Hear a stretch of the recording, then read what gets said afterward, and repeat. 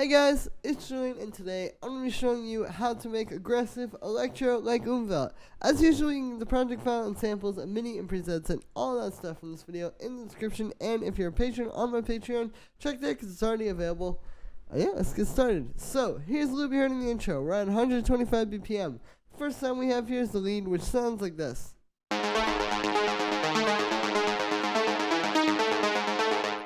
So what's happening here with this lead, here are the notes, it's all based around G sharp, that's the key we're in, is G sharp.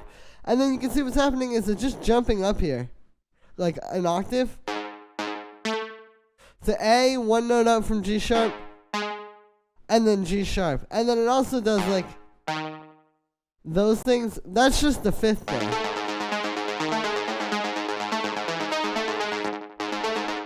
And then there's this note here, E, which is just one note up from the fifth. So yeah, really simple, just following the G sharp minor chord pretty much, and like that scale. For the sound on this one, I made it using analog. What we have here is one saw wave going into a low pass filter, which has a bit of an envelope on it. You can see here, yeah, it's set like this. And then I have that going into the amp envelope, which is set like that. And then after that, we just have a bit of vibrato and a bit of unison. These just kind of help to give it a bigger like presence in the mix, if that makes any sense. Like you can hear the unison makes it really fat, and then the vibrato just gives it more of that chorusy kind of sound, which does make it sound a lot bigger. After that, we have this echo. Here's without that. And then with it. So you can see this is unsynced. I've just got this doing like this really quick echo here. It's almost like a reverb, you know?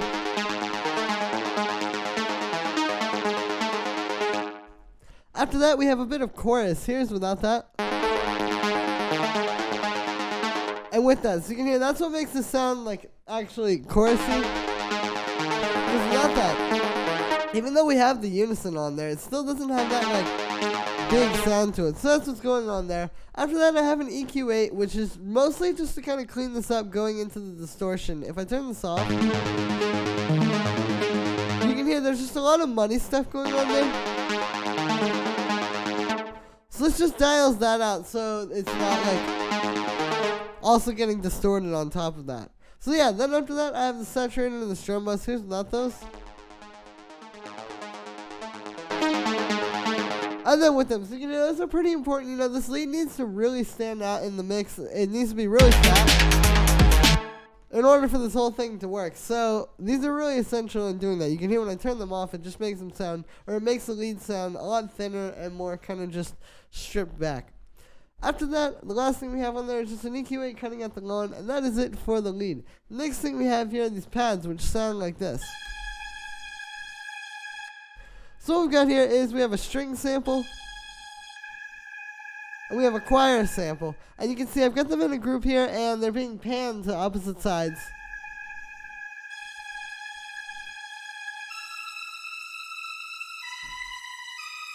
And they're playing this MIDI. This is pretty simple. This is just based around a G sharp minor chord. We have G sharp, B, and then, yeah, and then just the D sharp up there. And then that note is E, which is just one note up from D sharp. It's really simple stuff. So what I've got going on the group here is I have a bit of processing. Like I said, this is meant to be like one sound. Like I just kind of have these two different layers panned. And I'm trying to treat them as like one pad, if that makes any sense. So the first thing we have on here is a chorus. Here's without that. And with it, you can hear that's what's actually giving it that kind of like wobbly pitch thing that it has. I'm using this quite a bit here. It's cool on pads like this. It's a nice way to kind of give it your own texture and make it sound a bit more alive as well. And now it's really moving in the track. After that, we have a bit of reverb. Here's without that. And then with it, gives it some space, pretty essential for pads. And then after that, we have a bit of drum bus to just kind of squash these together a little bit more. There's without it versus with it. And yeah, it just helps to make this a bit fatter and stronger in the mix. And then the last thing we have on there is just an EQ8 cutting out the low end, and that is it for the pads. The next thing that we have here is the kick and the bass, which together sound like this. So these are very similar to the pads in that it's two different sounds, but we're trying to treat them as one. And like really have it sound like one thing that is together as opposed to like a very obvious kick and bass, if that makes any sense. So yeah, so the first thing there is the kick, which on its own sounds like this. Excuse me for the sniffling there. What we've got going on here is we just have this kick sample. And then I put it in here, I pitched it up a little bit to make it work better with the bass. And then I've also got this pitch envelope on it. So the pitch envelope helps to add that, like, that quick punch at the start of the sound. Like, it gives it a stronger transient. Here's without it. And then with it, it's really subtle, but it's a nice way to make your kicks more punchy and more professional sounding. And in this style, this works really well because it really just needs to sit on top of that 808. So having some like sharper high end in there really helps. After that, I just have a bit of drum bass. Here's without it. And with it, it's kind of just tying the kick together a little bit more, making it a bit fatter, but also cleaner. And then I have the EQ8, and this is just cutting out some weird like low end frequencies. You can hear. And then also cutting out some low mid-range. This is just like, we're putting this into a lot of distortion. We're putting it into the distortion on the group. And then we also have all the drums in the group. So, you know, sometimes, like I said, like, you want to just sort of cut out certain frequency ranges going into that distortion. So it's not going to be so over the top and not hitting, like, just that part so hard. You can get a little bit of a cleaner sound this way. So that's kind of the idea there. That is it for the kick. Next thing we have here is this 808, which sounds like this.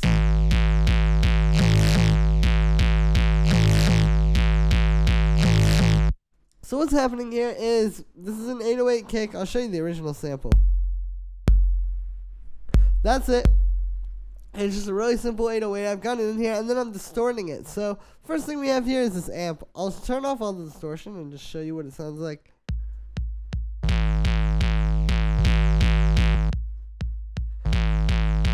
So this is what the amp is doing. It's giving it that main distortion that you hear. I've got the gain up quite a bit, and yeah. After that, we have the saturator, which sounds like this. So this, I've just got the wave shaper here, and I'm automating these two parameters. We have the curve and the depth, and you can see they're both just like at that point, just kind of coming in like that. Really simple stuff. Just gives it like some more movement. It makes it feel like the sound is evolving and changing, and it kind of makes it sound less just like a sample and more like a synth or something like that, you know. After that, we have this drum bus. You can hear this just doing that final kind of fattening the kick up, or the 808 up a little bit at the end of the chain, and then I just have the EQ8, and what this is doing is cutting out just some low mid-range, just to clean it up a bit. And again, similar thing with like the kick, just helps it going into all the distortion after this as well. On the kick and bass group, I have a few effects. So here's with nothing.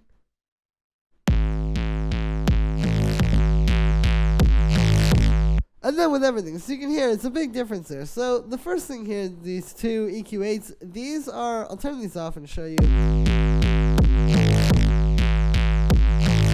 These are really essential. Whenever you're distorting like a kick and a bass like this, you tend to get those kind of nasty low mid-range frequencies.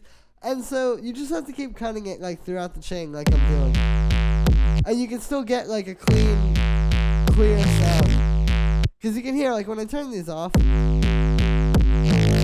both the kick and the 808 are just like too much in that range. So yeah, it allows you to still like have these really powerful fat sounds without getting all muddy. And then the only other thing here is just this drum bus. Here's without it. And with it, it's subtle, but you can hear it's really helping to bring these out a lot more and sort of squash them together as well. It's like I was saying with the pads, it just helps to make like these sounds kind of more even and feel like one thing as opposed to a few different layers.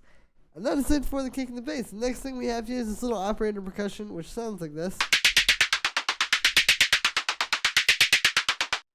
So what we got going on here is this is a very simple sound that is used in actually a lot of these kinds of tracks. Like I want to add some kind of synthesized percussion so I can show you how to do that in here. So basically what we got going on here is it's just some white noise going into a bandpass filter. You can hear the bandpass is being automated or modulated, I should say, using this LFO. It's just kind of slightly moving it so it doesn't just stay in the same place. So you hear it coming in and out of the track like that. And yeah, that's really it for inside the synth. I do have a bit of an envelope on the filter, which gives it more of an attack. Like if I turn that off, and turn it on, you can hear it does make it click a little bit more, but yeah, it's really a simple sound. After that, we have this amp. So here's without this. And with it, so you can hear this is a really good way to kind of get this away from just sounding like white noise in a synth, you know. Sometimes when you try to make percussion like this and you don't do, you know, add like texturing effects like this or add distortion basically, I should say, it can sound very dry, especially like if I start turning off. You know, that just sounds like it's coming from a synth. It doesn't sound like percussion. So this amp is basically just giving it kind of some more interesting texture like that. And I'm also like, you want to be careful with how you use this, because if you use too much, like those aren't really going to fit into the mix that well. But this just kind of gives it what you want without being too much. After that, we have this drum bus. Here's without that. And with it, so you can hear that's doing a lot as well to really fatten the sound up and make it sound like an actual percussion. And then the last thing we have on here is actually this EQ3. What I did with this is actually just cut out the lawn. I literally just turned off the lawn, like, with that thing. You can hear it's just cleaning out the muddy lawn. And that is it for the operator percussion. Next thing we have here is the hi-hat, which sounds like this. So it's pretty simple. You know, with this style, it's more just about the style of sound you select, like these kind of bright, more like drum machine style hi-hats. And then you can see I've got that going through an amp as well. So this is really good with the style. It's all about the texture of the drums. It's kind of simple musically, you know. So I think a lot that goes into it is how everything sounds, and like I said, like the texture of the drums and stuff like that. So definitely adding little things like this along the way really helps to bring this out in the track. And you can hear, like, it just makes the sound, even though it makes it a bit more messy, it just makes it fatter. Like, here's without it. And with it, it just makes it so pronounced and in your face and, like, interesting to listen to, you know? So, yeah, that's it for the hi-hat. Next thing that we have here is the snare, which sounds like this. So this one's pretty simple. Same deal here, just like a punchy drum machine style snare. You see, I've just got this going through a bit of drum bus, and the drum bus, I have the transients turned up a lot, so that's what's making it hit so hard. If I turn that off, it just kind of sounds like a regular snare. But when you add that, that's what's really giving it that, like, that attack at the start of the sound. So this is important, you know, with this style, a lot of times if your snare is too thin sounding or too, like, just simple, I don't think it works as well. Like, it really needs to hit as hard as your kick to have, like, the full amount of impact. So that's kind of the idea there with that transient thing. And then the last layer we have inside of this group is this clap, which sounds like this. So it's really simple. It's just this clap, again, more drum machine type of sounds. And then I'm just kind of going through a reverb and a bit of drum bus to fatten it up. And then we just have this down here going, hitting that one. So pretty simple stuff, you know, just brings the beat to life a little bit more, makes it so it's not just doom, doom, the whole time through. It has